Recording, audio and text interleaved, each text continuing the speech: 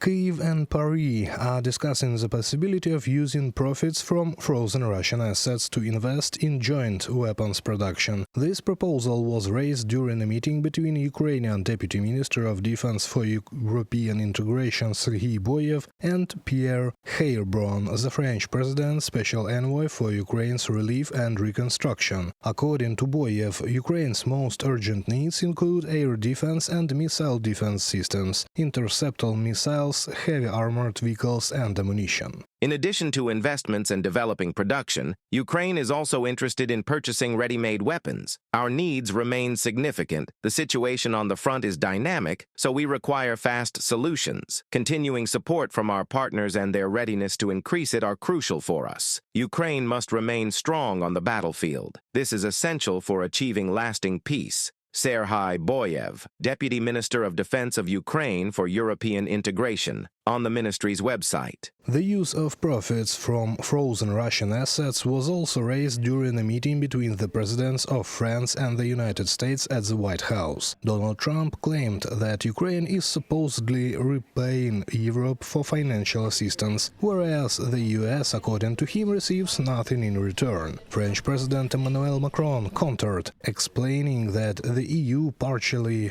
offsets funds sent to Kyiv with the profits from frozen Russian assets. We have 230 billion frozen assets in Europe, Russian assets, but this is not as a collateral of a loan because this is not our belonging. So they are frozen. If at the end of the day in the negotiation we will have with Russia, they're ready to give it to us, super. It will be loan at the end of the day and Russia will have paid for that. Since the freezing of Russian assets following the full-scale invasion of Ukraine by the aggressor state, Kyiv's partners have focused solely on the use of profits generated from these assets. Experts know that European leaders have been wary of full confiscation, fearing it could undermine international trust in the EU's financial system. However, calls to seize all frozen Russian assets are growing. Estonian Foreign Minister Margus Tsahkna recently stated that Europe must use all available frozen Russian assets. His position has been supported by Latvia, Lithuania, Denmark, Sweden, Poland and the Czech Republic. According to analysts, the idea of full confiscation is gaining momentum within the EU. One is obviously a renewed debt. The historical example that's always given is the emergency credit that the European Union took to fight the economic consequences of the pandemic a couple of years ago, 5 years ago to be exact. And the other track which the European Union is considering is, confiscating the frozen Russian assets, which are more than 200 billion euros and are held in the European Union, most of them actually in Belgium.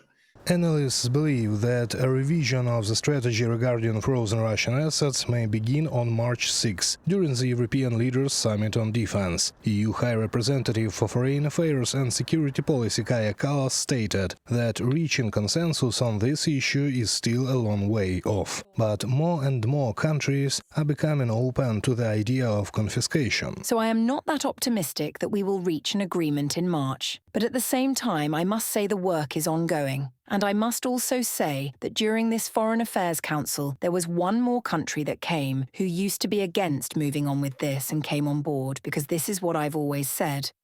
Eventually, especially in the situation where we are right now, then eventually we all come to the conclusion that our taxpayers shouldn't be the one who are paying for this. It should come from the country that destroys Ukraine, which is Russia. Glory to Ukraine. By the end of 2027, the G7 countries have committed to providing Ukraine with a 50 billion euros loan, financed by profits from frozen Russian assets. According to analysts at the Ukrainian Center for Economic Research, Ukraine's budget could allocate 5 to 7 billion euros from this loan for defense spending in 2025. Reported by Serhiy Kulas, Andriy Dmytrenko, UATV News. Ukraine's accession to the European Union would be the most significant security guarantee for its future. European Council President Antonio Costa stated this during his visit to Kyiv on the third anniversary of the full-scale war. Ukrainian President Volodymyr Zelenskyy also emphasized that if Ukraine becomes a member of both the EU and NATO, it could prevent Russia from launching another attack in the future. If we speak about how to prepare security because of the Russia, they can come back in 10 years if we will not be prepared. They will not come back if we will pressure them, put them to their place, to their territory. And if Ukraine will be in EU and in NATO in closest years, of course it will help us very much. European Commission President Ursula von der Leyen believes Ukraine could become an EU member within the next 5 years if it continues its reforms. I would even say Ukraine merits-based process, if they continue at that speed and at that quality, perhaps they could be earlier than 2030. So thank you very much for giving the impulse. And let's work hard on all sides really to keep the momentum up. The European Commission has stated that negotiations on Ukraine's accession to the EU could open in 3 clusters before Poland's EU presidency ends in June. These clusters include first, fundamentals, second, internal market, and 6, international relations.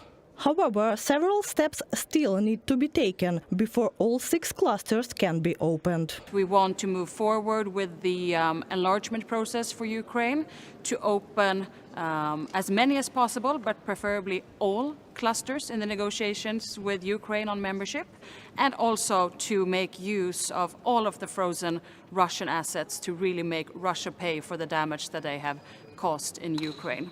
This is what I'm primarily looking forward to discussing today. Minister for the EU of Poland, Adam Slapka, has confirmed that during Poland's EU presidency, negotiations on Ukraine's accession will at least open the fundamentals cluster. However, he acknowledged that opening further clusters could spark debates among EU member states. As a presiding EU country, we are fully committed to supporting Ukraine and advancing the EU enlargement process. That is what we aim to accomplish during Poland's presidency. We are also prepared to open the 6th cluster, but this will be a highly challenging discussion, as there is no unanimous agreement among member states. Adam Slapka, Minister for the EU of Poland, in an interview with Polish media. Deputy Prime Minister for European and Euro-Atlantic Integration, Minister of Justice of Ukraine, Olga Stefanishina, announced that Ukraine, together with Poland and Denmark, both of which will hold the EU presidency in 2025, has developed a roadmap for opening accession negotiation chapters. Kyiv aims to open the first negotiation cluster with the EU as early as April, with plans to open all remaining clusters by the end of 2025, Stefanishina previously explained. She also noted that Poland's EU presidency has proposed starting negotiations on foreign and security policy, including trade policy. If the first cluster is the soul of our future membership, the internal market is its body.